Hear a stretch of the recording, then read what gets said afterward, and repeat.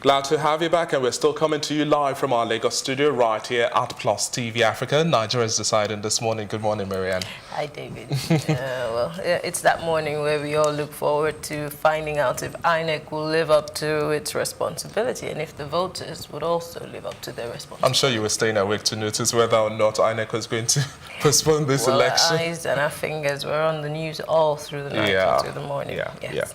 Well, we have Dr. Tui Meibawodu in the studio now to discuss more on what is expected from INEC today and the lessons that we should have learned so far from February 23rd. Good morning, Dr. Tui. Good morning. Now, first and foremost, talking about how INEC is supposed to conduct the activities for today. We remember February 23rd very well, as at this time we were live in the studio last week, and up until 8 o'clock, 9 in some areas, 12:30, materials hadn't gotten there. So what do you expect this time from the coordination of INEC's activities, personnel as well as materials? Expectation is different from reality. Always, I would expect them to have upped their game, to have dot their I's and cross their T's, and move from that kind of poor performance of 2 weeks ago to a better engagement. Because now we're getting closer to the people. The states, we're going to have election in the states. And of course, there are entrenched interests that want to see that the process kicks off on time, and then that more people come out to vote, and then the process becomes seamless, and then we can then trust the result. So we expect that they will have picked some lessons from some of the mistakes that happened last week, and then with that move on to correct some things, and then we can now have a trusted, believable election, as it were. And if that doesn't happen, we're never going to have a trusted and believable election? Yeah, again, if that doesn't happen, of course, it will be caught, dragging more tension in the country, as it were. But I really believe that INEC should have really learned 1 or 2 lessons from last week, and then use that experience to leverage on that experience to improve on the outcome of this statewide elections. Talking about lessons learned now, INEC also said that, well, the use of card readers is mandatory. It isn't shifting ground. There is no excuse for not using it. And we know what played out also last 2 weeks. We had areas where the card readers weren't functioning properly, and the technical team that was supposed to assist were not as close by as anticipated. What do you think they would have also been able to get things right within that scope as well if they're making it mandatory? Yeah, again, for them to have made that statement that card readers will be compulsory this time around, the expectation is that they would have, look at those infringements or lapses and bridge those gaps and ensure that the thing can work seamlessly. Apart from it working seamlessly, we need to have a backup in the sense that there must be, a structure to support those card readers whenever they are not working. And then, because I remember in the last election, that's 2 weeks ago, it really decided to fracas. 3 people couldn't vote at the time they were supposed to vote because the card readers were not working. And it got to a point where, they have to find a way for them to vote. So we wouldn't want those kind of things to happen. Yes, we've done this, the card reader, and this is not the first time we're using it. It performed quite well, at least, to where the candidates were used in the last election. We expect that they should have improved on that this time around, and so that the people's votes can, the people can be captured, the data can be captured, and the votes count. Were you surprised at yesterday's fire incident in Akwa Ibom, where card readers and other materials were burnt, and then the INEC officer there said, well, ballot papers were not affected, and they've therefore replaced with 198 card readers? Now, I don't want to be a conspiracy theorist in this regard. It doesn't add up. A few days to the election, you get INEC office getting burnt. The question you ask yourself is this: one, how come we had fire incident in that place? Because for every building, there's a structured fire prevention mechanism. Well-organized fire prevention mechanism for every building. If a place is housing such, sensitive materials, what other effort did they put in to ensure that the fire incident does not come up? Now, secondly, some of these things, a lot of it is possible. you know, because I think like a scientist. Are you destroying something to bring in other things? Because if fire does not happen, if that fire didn't happen, you won't be able to bring in another set of things. That is the critical question you also need to ask. Why should INEC be that careless for them to be having fire incidents as a few days to election? It's not adding up. Honestly, it's not adding up. You know, for me, if I were in the position, I'll ask questions seriously. And talking about asking questions, now INEC has come out to say that, well, they don't know exactly what could have caused the fire, and investigations are ongoing, and they are liaising with security agencies. But this is one too many fire incidents that have it's just, you see, things don't just happen. You cannot explain to me that for the past 4 years, no single fire incident in any of the INEC offices anywhere in this nation. Then a few days to the election now, we're seeing, you know, escalation of fire incidents, as if it's just matchstick you are striking here, there, fire incidents here, fire incidents there. So there's some sort of conspiracy. Again, for me, I don't want to sound like the conspiracy theorist as it is, but again, you ask this thing is not adding up. Whatever it is, whoever is involved, they must honestly up their game and not allow this to happen. But again, amnesia everywhere. People wake up, forget, and then they get on with their life, and then next time you see another set of fire incident. You know, I don't expect that a single of those material should be touched by fire. It's inexcusable. There's no excuse for it, honestly. Marianne, we have a package, isn't it? Yes, we do have a video on INEC's level of preparedness. Let's take a look at this, and when we come back, we'll have more on Nigeria Decides. Less than 24 hours to the governorship elections in Nigeria, the Independent National Electoral Commission's Director, Voter Education in Lagos, Femi Akimbi, says all is set for the elections in Lagos State. I'm talking now. All the sensitive materials and non-sensitive materials are now at the 20 INEC local government offices across the state. And then today, they are moving those materials and ad hoc staff to RAC, that is Registration Area Center. It's like a camp where they will camp overnight, and at Kokro, they move to their polling unit. Speaking on the security measures being put in place by the Commission across the 8,465 polling units in the state, Mr. Kimbi says violence will not be tolerated. On the security you talk about, the Interagency Consultative Committee on Election Security met, and they've assessed the security situation and they promise to do better than before. He says there is no going back on the use of the card readers for the elections. The Commission is not going back on its policy of using smart card reader. We are going to use smart card reader for this election. So this fake news going about that we may do away with smart card reader is fake as it is. It's fake news, and we are going to use smart card reader. Mary Chinda for Plus TV Africa. Well, that was a report filed by our political correspondent, Mary Chinda, yesterday. She was counting down barely 24 hours, but it's less than 20-30 minutes to the elections already. Now, Apparently, exactly 15 minutes. 15 minutes, exactly. So now, Dr. Tuyi, when we are looking or anticipating what would also play out today in terms of voters' turnouts, we know what Lagos, over 5 million voters have their card readers, their, I beg your pardon, PVCs, and just a small fraction of that up here. We look at the representation so far in general with the presidential election, about 35% out of 100. That was pretty poor. So what level of turnout do you expect? Because some have said, well, the governorship elections are closer to home, so it is generally anticipated that we'll have more turnout. What's your own prediction?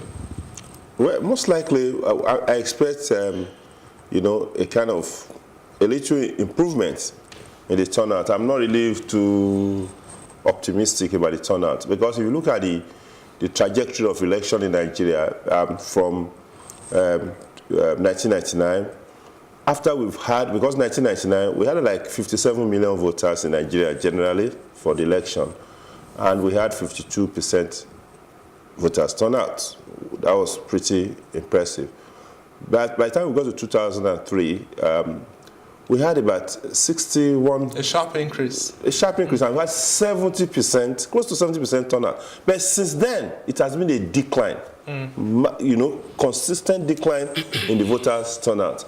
We are seeing a submerged majority. What I mean by submerged majority is that, look at instance for Lagos State. Look at Lagos State, for instance. 5.5 million PVC collected, just 1 million people are voting. So what it means is that about 4 million people, that's like 17%. 4 million people are submerged. We're not seeing them in the radar in terms of taking critical decision that needs to affect their life in the next 4 years. So I've seen that a lot of the people have really agitated their bases. You know, all the parties, they've really, you know, they've gone around in the 1 week in between to sensitize, knock on doors, call people out, come and vote, incentivize them to come and vote, as it were. You know, but I'm expecting that this time around, even some of the political leaders have read Riot Act saying that, wait a minute, if you don't deliver, if you don't come out, if I don't see this percentage of increase in the voters' turnout, I am not going to be happy with you. So with subtle treads, with further campaign and all those things, I expect, for instance, in Lagos, that we're going to get a better turnout of voters. So, but we must be able to address this submerged majority that refuse every time to come out and vote. Is it really every time? Because I'm just wondering. Yes. The massive difference between the people who registered to vote and the people who came out to vote in 2019 is a high margin. It's very different from the years that we have had. This, in fact, I think 2019 has been a year that everybody anticipated that more people would come out and vote, but the opposite was the reason. So I don't think it's every time. It's just this year. There's something about this year, and I'm wondering what could be responsible for more people pulling out of, you know, going to the polling units. You know, because you see, before I try to figure out what could really be responsible, after 2003, when we had 70%, it dropped to 40% in 2015, you know. In 2007, it dropped to 40%. Yeah. It dropped to 30% in 2015, and now we're having barely 20%. So it's been a gradual drop. And we cannot, if we take a snap and look at this one alone, without considering the factors that could have been responsible for those things, for the previous one, then we may be missing an important message. So could it be that Nigerians no longer believe in democracy? Maybe we should adopt another kind of government. No. Or could it also be that INEC is not giving people a reason to trust the process, hence the voter apathy? What could be responsible? Because it's a decline. It's been happening over the years. Yes, combination of those factors. First and foremost, we look at it. The political system itself is not giving back to the people. You know, I was just discussing with somebody who is a political leader. You know, after a local government chairman was sworn in, you know, as a local government chairman, the guy, he must sat back and refused to engage the community. You know, and people will look at it that, for instance, even if I vote, if I don't vote, they're going to bring somebody to come and become the local government chairman. That's, of course, that's an apathy. That will actually create a sort of apathy. Then, trusting the process again. They know, you know, a friend called me from US, he traveled, and said, they've already chosen the people they want to put there. So they're discouraged in voting because they cannot trust the process.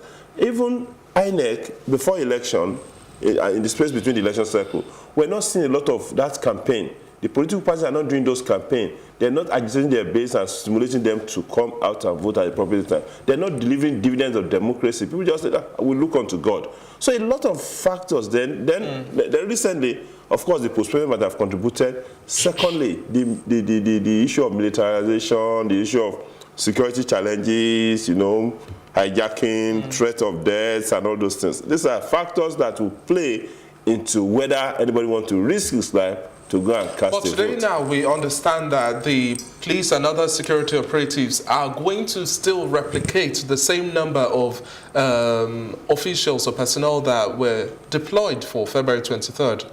So if we have that overwhelming situation with the police and we have militarization of the process, like for example in River State, then should we anticipate that even if this election is closer to home, we would still not see a change?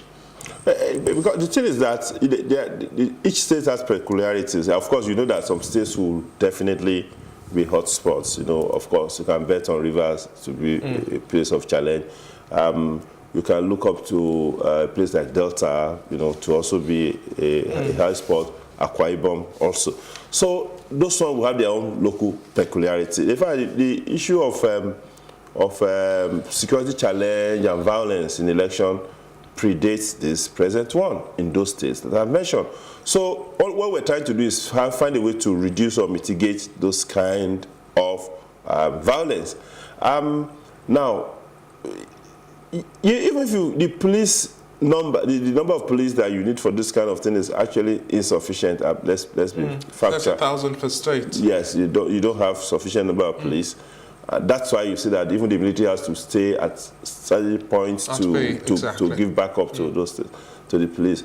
But the key thing, the driver of violence essentially are the politicians, the political parties, the political godfathers who are intent on retaining power at all costs, who have no punishment. Because again, if you are a member of a ruling party, they tend to treat you with kid gloves when it comes to issue of violence. So, you know, there's no punishment, there's no deterrence, sufficient deterrence to tell people that this is the limit you can go here and no further. Still, I'm just yes, deterrence we need, but if we keep saying nobody's being punished, who's going to punish who? For example, I am the sitting president and somebody in my cabinet is causing trouble in some state. Who's going to punish who? Again, we Nigerians, you said something earlier on, if a person decides to stay back at home and say, well, they've already chosen the person they want to choose, why should I go out and vote? Who's there to sensitize them and say, you know what, even when you sit back, you give them more power? I mean, we don't see anybody doing that. I mean, the CSOs, maybe they are, but is it sufficient with the decline that we have seen so far? It's not sufficient. For me, we must be able to craft a way to improve citizen participation in election processes. And not just at the level of CSO, not just at the level of political party, not only INEC, even our faith-based organization. Instead of them to start pushing negative prophecy, I don't call them prophets, I call them propheteers. These guys just wake up and look at how to, you know, get a result from this thing. They can deploy their energy to educate their people on why they should vote and why they must vote. The other religion, you see, because there's a political angle to the other religion, okay? You know, the challenge of Islam itself is political Islam. You know, we know the representation of political Islam. You know, that's a clear-cut thing. Iran is very emphatic about politics of Islam, okay? So, and in the mosque, they educate their people and tell them, go and vote. It's part and parcel of the sermon. It's part and parcel of the sermon. But again, at other faith-based organizations, let's say, you know, even traditional institutions, churches and other whatever, Baha'i faith and Buddhism and all those things are played down sufficiently.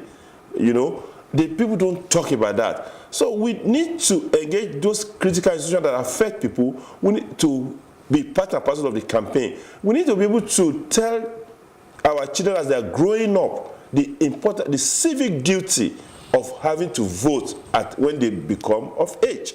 So it's not a short run. I know it's difficult now. There are fears, you know, there are a lot of challenges, there are a lot of doubts, there are a lot of despondency. But we cannot solve the problem by remaining despondent. So we need to agitate our bases at this different level, so that we can have the desired result. Talking about desired result as well, now, so many voters, irrespective of all of the shake-ups that we've had, are going to turn out at the polling units. That's my anticipation, and I'm optimistic about that. But one of the issues I still find challenging is that despite what we saw last week Saturday in terms of void and null votes, we still see that INEC has not intensified campaigns with the voter education. Plus, TV Africa has the 7-step flow, and we'll still go through that process so that we don't have as much as running into thousands. These are potential votes just wasted. Now, INEC has said, well, to be a governor, you have to have 1/3 of 2/3 of the votes cast at each local government area. Now, don't you expect that political parties are as well supposed to push this ideology or campaign of how to vote? How do you press thumbprint? How do you ensure that you fold your paper so that we don't have the ink staining each other and a whole lot of education that has to go beyond all of this money politics that we just see play out?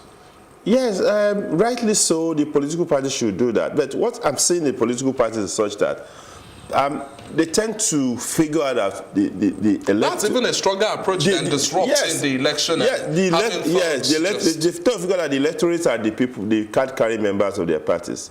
That is where they tend to get stuck up. When you see them engaging people, they engage them, superficially. They have drums, and parade the streets and make noise and all that stuff. But the real thing that has to do with the voting itself, probably the only time we talk about that is when they are in their own secretariat discussing.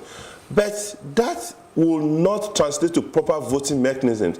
I expect them, as they are parading the street, as they are engaging the people, as they are conversing, that a sample of ballot boxes brought out and even the ink is shown to them. This is how to vote. This is how to vote. The education cannot be just roaming the streets, distributing money, throwing rice at people, throwing ororo at people or yolo at people, and then you think that's not campaigning. They'll pick your thing and they will not still know how to vote. So the kind of public engagement, the people that are not card-carrying member of your parties, the kind of engagement you give them is simply to show them as you're going around the street, to show them this is how to put your finger. This is where to put your finger. This is our symbol. I was expecting, the hyping of this logo, of those political parties. Exactly, because there are some similar logos and colors. I can tell you that with the 73 political parties and so many other, maybe still more coming, it becomes confusing for even me.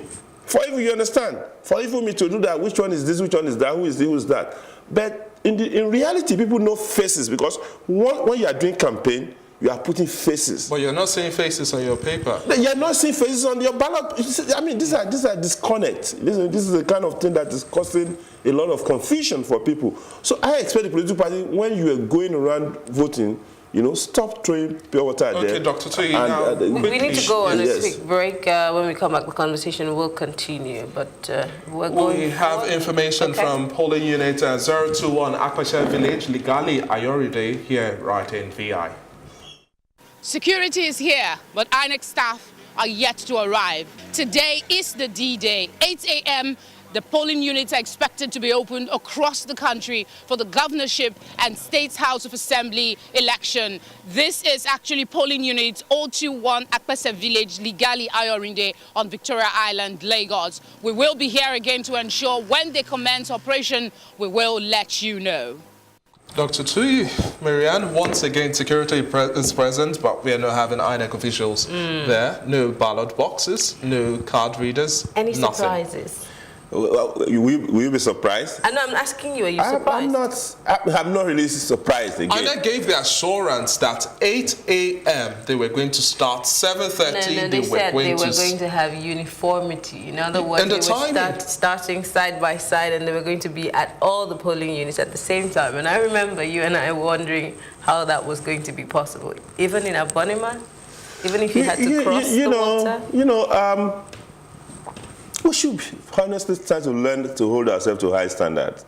Honestly, if there's anything that comes to me right now is that, see, for instance, if I am, going to restart creating, interacting with a small group, I will insist on high standard, because these are the things that trickle down. These guys are the one that you take to head your different agencies, if you don't insist on high standard at that level, what you get is that this kind of most definitely we have to develop a culture of excellence and respect time. It's quite unfortunate. Well, we have a thing called the Nigerian time. Maybe that's the disease. No, there's no Nigeria time. I'm just saying. Anyway, we have to go on a break. When we come back, Nigeria Decides. Our election studios are live, and we will be bringing you reports from different parts of the country.